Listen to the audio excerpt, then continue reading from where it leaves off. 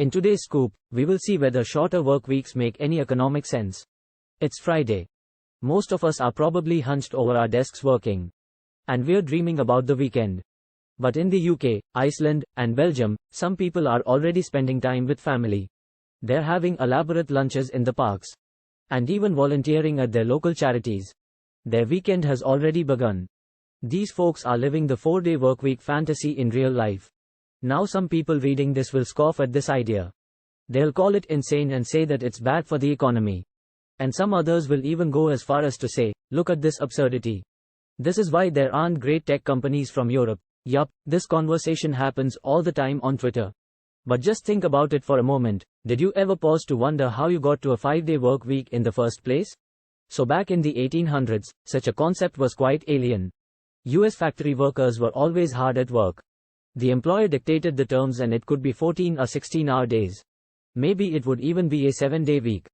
And at some point, people had enough. They banded together and organized strikes. They even had a slogan, 8 hours for work, 8 hours for rest, 8 hours for what we will. But most employers didn't budge. A few trials happened in England and the US for a shorter work week. But it took a decision by Henry Ford, the man behind the Ford Motor Company, in 1926 to propel the change. He cut the work week from 48 to 40 hours. And some people say it wasn't really union pressure that forced his hand. Rather, he understood that a 40-hour work week would make employees happier and actually could boost productivity. But guess what actually gave a huge boost to the 5-day work week? The Great Depression. You see, unemployment was through the roof. The US economy was in the doldrums. And the folks in power thought the solution was if people worked less, for less money too, the workload could be shared with the unemployed. It would at least lead to shared prosperity. Pretty soon, people realized that this worked better for everyone. And in 1938, the US passed a law mandating the now ubiquitous 8 hours a day for 5 days schedule. Did it hurt economic output? Not in the least bit.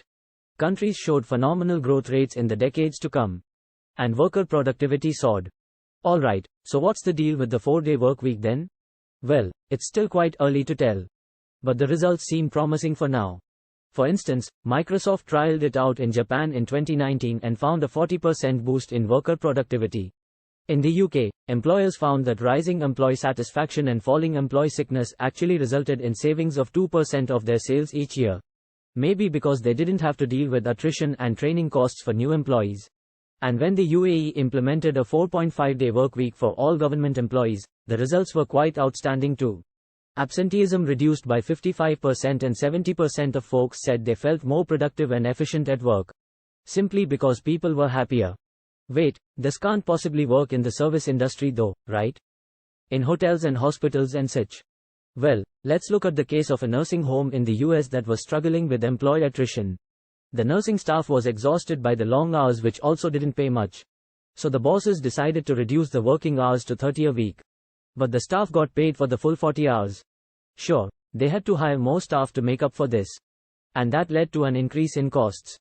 But there was an indirect benefit. The end result was the infection rates for patients in the nursing home dropped and they felt more cared for. You'd think that's good for business, right?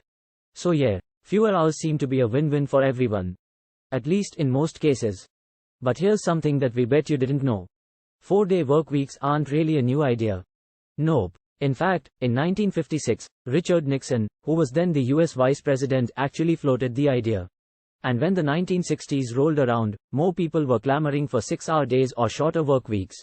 So why didn't the idea become more widespread? For one, there's the economic aspect. The Economist plotted the hours worked against productivity per hour and found an inverse correlation: fewer the hours, greater the output. Seems reasonable, right? People are less burnt out and put in more effort. But, as Penkawale of Stanford University points out, this is only valid if the initial number of hours worked itself is extremely high. Beyond a point, dropping the hours actually doesn't boost productivity since people are more or less well rested. So dropping down from a manageable 40 hours a week to less may not move the productivity needle by much in the long run.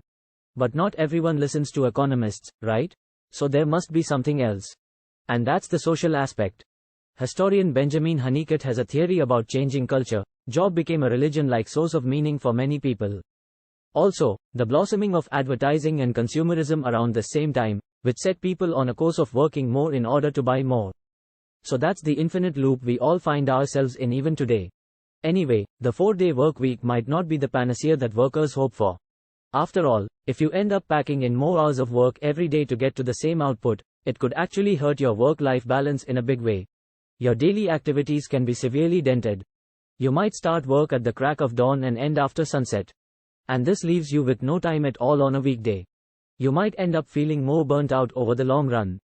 And since most 4-day workweek trials don't have enough history, we can't accurately gauge this impact too. Also, from an organization's point of view, bosses are also worried that if people are laser-focused on efficiency every day, it could lead to less socializing at work.